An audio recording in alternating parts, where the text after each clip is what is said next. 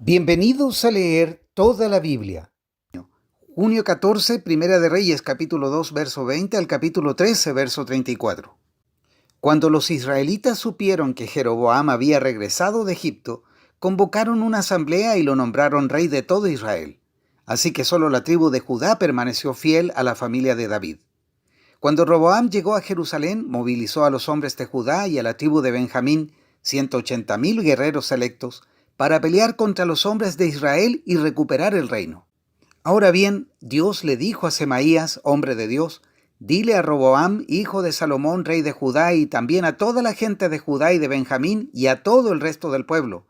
Esto dice el Señor, no peleen contra sus parientes, los israelitas. Regrese cada uno a su casa, porque lo que ha sucedido es obra mía. Entonces ellos obedecieron el mensaje del Señor, y cada uno volvió a su casa tal como el Señor había ordenado. Jeroboam fortificó la ciudad de Siquem en la región montañosa de Efraín, la que llegó a ser su capital. Tiempo después también fortificó la ciudad de Peniel. Jeroboam pensó, si no tengo cuidado, el reino volverá a la dinastía de David. Cuando este pueblo vaya a Jerusalén para ofrecer sacrificios en el templo del Señor, ellos volverán a ser leales al rey Roboam de Judá. A mí me matarán y a él lo nombrarán rey en mi lugar. Entonces, siguiendo la recomendación de sus consejeros, el rey hizo 2 becerros de oro. Después dijo a la gente, para ustedes es muy complicado ir a Jerusalén a adorar. Miren, israelitas, estos son los dioses que los sacaron de Egipto. Jeroboam colocó uno de los ídolos con forma de becerro en Betel y al otro lo puso en Dan, es decir, en ambos extremos de su reino.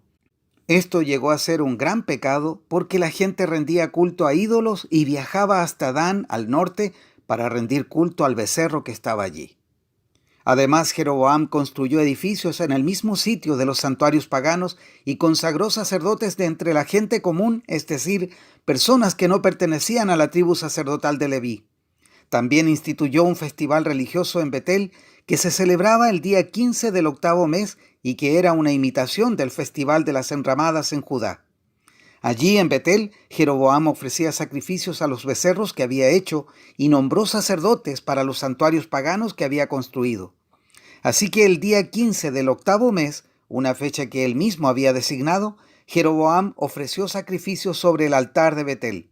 Él instituyó un festival religioso para Israel y subió al altar a quemar incienso. Por mandato del Señor, un hombre de Dios de la región de Judá fue a Betel y llegó en el momento que Jeroboam se acercaba al altar para quemar incienso. Luego, por mandato del Señor, el hombre de Dios gritó, ¡Oh, altar, altar! Esto dice el Señor. En la dinastía de David nacerá un niño llamado Josías, quien sacrificará sobre ti a los sacerdotes de los santuarios paganos que vienen aquí a quemar incienso, y sobre ti se quemarán huesos humanos. Ese mismo día el hombre de Dios dio una señal para demostrar que su mensaje era verdadero y dijo, el Señor ha prometido dar una señal. Este altar se partirá en 2 y sus cenizas se derramarán en el suelo. Cuando Jeroboam oyó al hombre de Dios hablar contra el altar de Betel, el rey lo señaló con el dedo y gritó, ¡detengan a este hombre! Pero al instante la mano del rey se paralizó en esa posición y no podía moverla. En ese mismo momento se produjo una enorme grieta en el altar y las cenizas se desparramaron tal como el hombre de Dios había predicho en el mensaje que recibió del Señor. Entonces el rey clamó al hombre de Dios, «Te ruego que le pidas al Señor tu Dios que me restaure la mano». Así que el hombre de Dios oró al Señor y la mano quedó restaurada y el rey pudo moverla otra vez. Después el rey dijo al hombre de Dios, «Ven al palacio conmigo, come algo y te daré un regalo». Pero el hombre de Dios le dijo al rey, «Aunque me dieras la mitad de todo lo que posees, no iría contigo. No comería ni bebería nada en este lugar, porque el Señor me ordenó, no comas ni bebas nada mientras estés allí y no regreses a Judá por el mismo camino». Así que salió de Betel y volvió a su casa por otro camino. Sucedió que había un profeta anciano que vivía en Betel y sus hijos fueron a contarle lo que el hombre de Dios había hecho en Betel ese día. También le contaron a su padre lo que el hombre había dicho al rey. El profeta anciano les preguntó, ¿por dónde se fue? Así que ellos le mostraron a su padre el camino que el hombre de Dios había tomado. «Rápido, ensilla en el burro», les dijo el anciano. Enseguida le ensillaron el burro y se montó. Entonces salió cabalgando en busca del hombre de Dios y lo encontró sentado debajo de un árbol grande. El profeta anciano le preguntó: ¿Eres tú el hombre de Dios que vino de Judá? Sí, soy yo, le contestó. Entonces le dijo al hombre de Dios: Acompáñame a mi casa y come algo. No, no puedo, respondió. No se me permite comer ni beber nada en este lugar, porque el Señor me dio este mandato: no comas ni bebas nada mientras estés allí y no regreses a Judá por el mismo camino. Sin embargo, el profeta anciano le dijo: Yo también soy profeta como tú, y un ángel me dio este mandato de parte del Señor: llévalo a tu casa para que coma y beba algo. Pero el anciano le estaba mintiendo, así que regresaron juntos y el hombre de Dios comió y bebió en la casa del profeta. Mientras estaban sentados a la mesa, vino un mandato del Señor al profeta del anciano, quien le gritó al hombre de Dios de Judá: Esto dice el Señor: has desafiado la palabra del Señor y desobedecido el mandato que el Señor tu Dios te dio. Regresaste a este lugar para comer y beber donde Él te dijo que no comieras ni bebieras. Por eso tu cuerpo no será enterrado en la tumba de tus antepasados.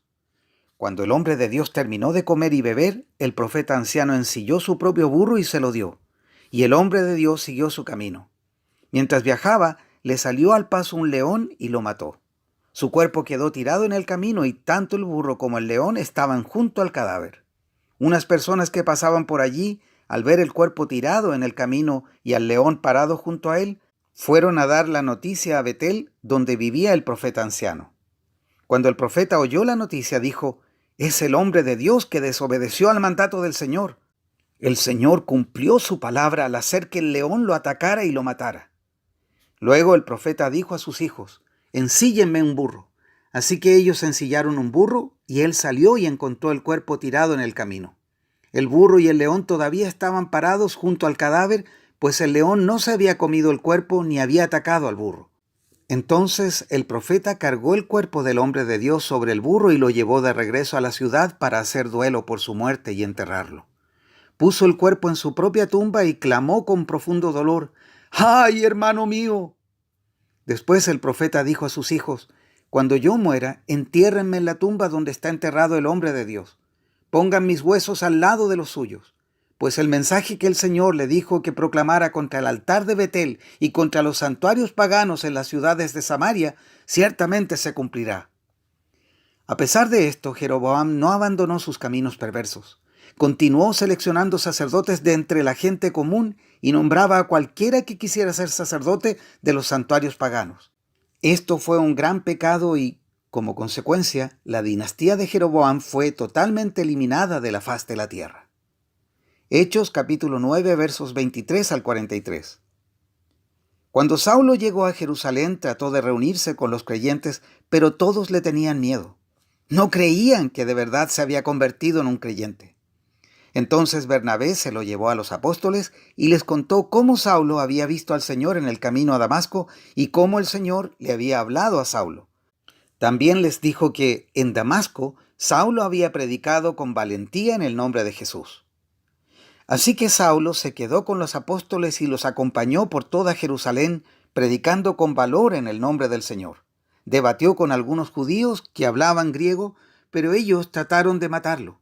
Cuando los creyentes se enteraron, lo llevaron a Cesarea y lo enviaron a Tarso, su ciudad natal. La iglesia entonces tuvo paz por toda Judea, Galilea y Samaria. Se fortalecía y los creyentes vivían en el temor del Señor. Y, con la ayuda del Espíritu Santo, también creció en número. Mientras tanto, Pedro viajaba de un lugar a otro y descendió a visitar a los creyentes de la ciudad de Lida. Allí conoció a un hombre llamado Eneas, quien estaba paralizado y postrado en cama hacía 8 años. Pedro le dijo: Eneas, Jesucristo te sana. Levántate y enrolla tu camilla. Al instante fue sanado. Entonces todos los habitantes de Lida y Sarón vieron a Eneas caminando y se convirtieron al Señor. Había una creyente en Jope que se llamaba Tabita, que en griego significa Dorcas. Ella siempre hacía buenas acciones a los demás y ayudaba a los pobres. En esos días se enfermó y murió. Lavaron el cuerpo para el entierro y lo pusieron en un cuarto de la planta alta. Pero los creyentes habían oído que Pedro estaba cerca en Lida. Entonces mandaron a 2 hombres a suplicarle: Por favor, Ven tan pronto como puedas. Así que Pedro regresó con ellos y tan pronto como llegó lo llevaron al cuarto de la planta alta. El cuarto estaba lleno de viudas que lloraban y le mostraban a Pedro las túnicas y demás ropas que Dorcas les había hecho. Pero Pedro les pidió a todos que salieran del cuarto. Luego se arrodilló y lloró. Volviéndose hacia el cuerpo dijo: «Tabita, levántate». Y ella abrió los ojos. Cuando vio a Pedro, se sentó. Él le dio la mano y la ayudó a levantarse. Después llamó a las viudas y a todos los creyentes y la presentó viva. Las noticias corrieron por toda la ciudad y muchos creyeron en el Señor, y Pedro se quedó mucho tiempo en Jope viviendo con Simón, un curtidor de pieles. Salmos 132, versos 1 al 18. Señor, acuérdate de David y de todo lo que sufrió. Le hizo una promesa solemne al Señor. Le juró al poderoso de Israel: no iré a mi hogar ni me permitiré descansar. No dejaré que mis ojos duerman, ni cerraré los párpados adormecidos, hasta que encuentre un lugar donde construir una casa para el Señor, un santuario para el poderoso de Israel.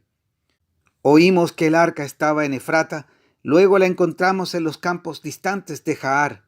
Vayamos al santuario del Señor, adoremos al pie de su trono. Levántate, oh Señor, y entra en tu lugar de descanso junto con el arca, símbolo de tu poder. Que tus sacerdotes se vistan de santidad, que tus leales servidores canten de alegría. Por amor a tu siervo David, no rechaces al rey que has ungido. El Señor le hizo un juramento a David con una promesa que nunca retirará. Pondré a uno de tus descendientes en tu trono. Si tus descendientes obedecen las condiciones de mi pacto y las leyes que les enseño, entonces tu linaje real continuará por siempre y para siempre. Pues el Señor ha escogido a Jerusalén, ha querido que sea su hogar. Este es mi lugar de descanso para siempre, dijo. Viviré aquí porque este es el hogar que he deseado. Bendeciré a esta ciudad y la haré próspera. Saciaré a sus pobres con alimento.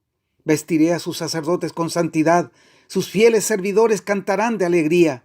Aquí aumentaré el poder de David. Mi ungido será una luz para mi pueblo. Vestiré de vergüenza a sus enemigos, pero él será un rey glorioso. Proverbios 17, verso 6. Los nietos son la corona de gloria de los ancianos. Los padres son el orgullo de sus hijos. Hasta aquí la lectura de hoy.